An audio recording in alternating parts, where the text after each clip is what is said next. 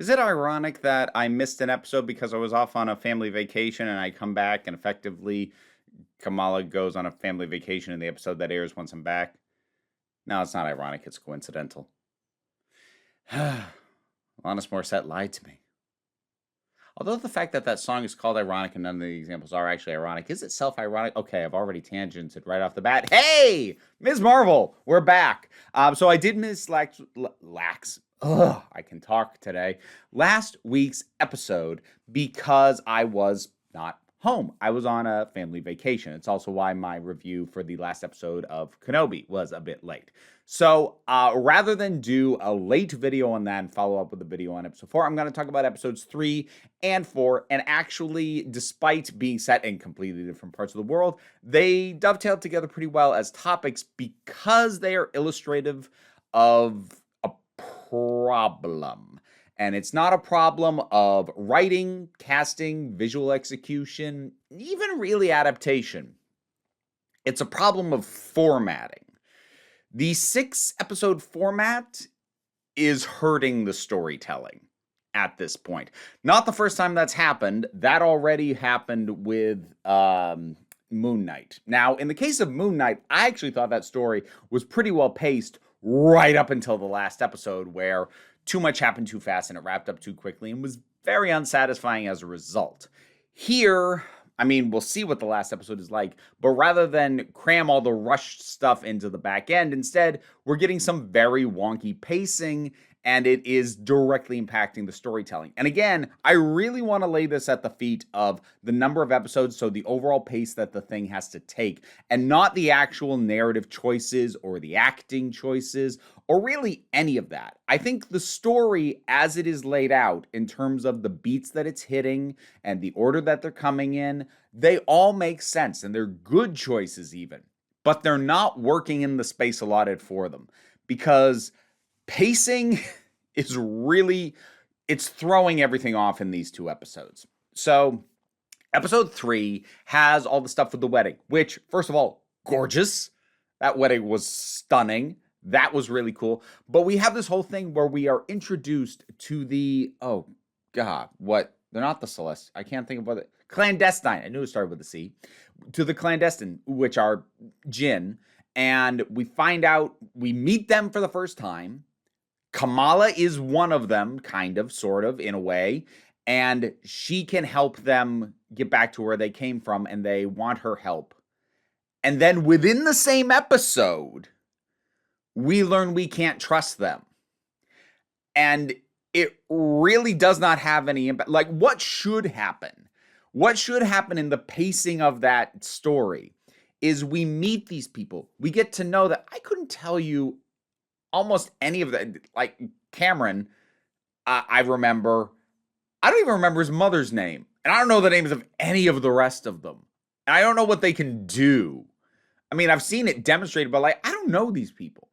So for the idea that we thought that they were a source of information, but they turn out to be dangerous, you can't introduce them and then have them betray characters within the same episode, not when it's also sharing space with the wedding. If the wedding wasn't in the same episode, maybe you could do that within the same episode, because you would have more time to sink into lulling us into a false sense of security around them. But there isn't time for that. So the betrayal means nothing. And when they turn on a dime and just become villains, I'm like, oh, okay.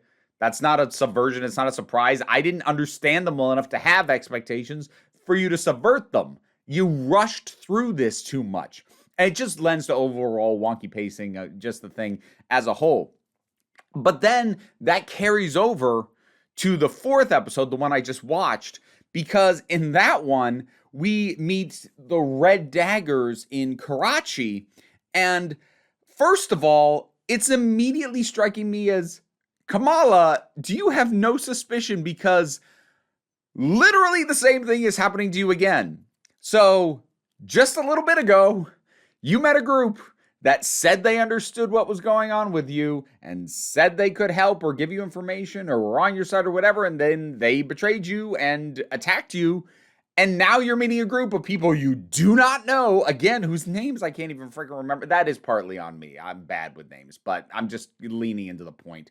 But, you just barely met these people. They say they have information. They say they can help you, and you just trust them. And by implication, the audience is just supposed to trust them. The thing is, I don't, because we just went through this with the clandestines. So I'm immediately going, why should we trust these people any more than we were already proven to be wrong to be trusting them? If you even did trust the clandestines at all, which I didn't. I didn't know them well enough to even trust them.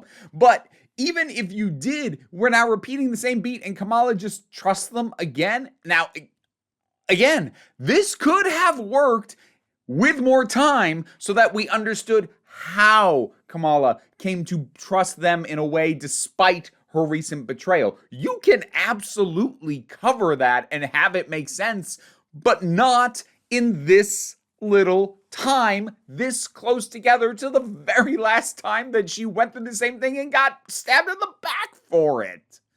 The problems aren't the story beats, it's being crammed into a 6-episode space. The format is hurting the narrative because the story unto itself is fine and could probably be really good, but it's landing wonky because it's not given any breathing room. And there's all these little beats that feel that they're like decent moments, but they're not adding up. So like there's the little bit with Kamala and her cousins, like around the fire, and they give her, this thing in a bag to try, and she's like, is that spicy? And like they share nicknames, and like it's a sweet moment, but it's also crammed together with all this other stuff and these action scenes and this, this new information, and we're meeting Kamala's grandmother and we're trying to absorb all this stuff, and there's this little moment that if we were taking more time to get to know this family, these cousins, this environment that she doesn't know as well, and just getting to absorb it as opposed to having to, rush through it for the sake of a story, maybe that moment would have filled things out. Felt like a breathing moment. Instead, it felt like a, why is this here moment? Not because the moment's bad, it's actually pretty good, but because when the pacing is this tight, we don't have the space for this. And what did you crowd out to make room for this? But at the same time, narratively, it should be there. But the format you've got, the story that they're telling demands more breathing room than they have. I don't know which is the problem. I don't know if the problem was they pitched a story and then were told, cool, you have 6 episodes to do it in, and they weren't entirely sure how to get that to work. Or if they were told you have 6 episodes to tell a story and their ambition for the scope and the pace of the story got away from them. I don't know which happened, but I have to imagine one of those two things. Somebody somewhere dropped the ball. Either the creatives behind this were given too grand a limitation for the type of story and that they wanted to tell to work properly, or they thought they could make this story work at this pace and it just doesn't. Somebody, or like maybe a little bit of both. I don't know, but that's kind of where I'm at with this thing right now. And it's really frustrating because I still like the performances. I still like Kamala. I like the stuff in Karachi. I like the sense of place that we got with getting a sense of like, here's some notable places, but here's just like what it's like to just walk the streets. I liked Kamala's sense of awe. I loved how gorgeous some of these buildings were. There is good stuff here, but it's not landing quite right because it doesn't have space. And the action scenes are, again, part of the problem. The amount of time devoted to action scenes that are not bad action scenes, but I don't care. Like every time an action scene started in episode 4, I zoned out because I don't know enough or understand enough or haven't been given enough reason to care about anybody involved other than Kamala. So when this leader of the Red Daggers or whatever, a guy who I just met, gets killed by a woman I just met last episode, I'm sorry, I don't care. And I should. Like, the actor was a nice presence. He was charismatic, and given more time with him to see him properly bond with Kamala, not just be an exposition machine for her, maybe I would have cared. But there isn't the time given.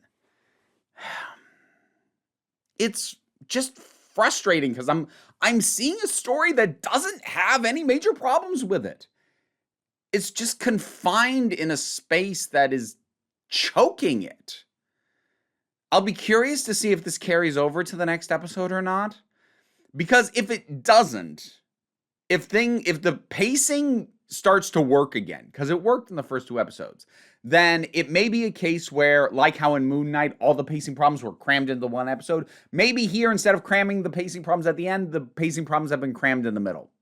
So maybe if the pacing evens out in the back end, it'll get better. I'm still worried about that, though, because even if the pacing evens out, it is going to rely on elements that haven't worked or landed or been absorbed properly, at least not by me, in these last 2 episodes because of that pacing. So even if it improves, it's carrying on the foundation that's not solid right now. I will say, though, there's one thing that I thought was an amazing moment, and it's the very last moment of the 4th episode.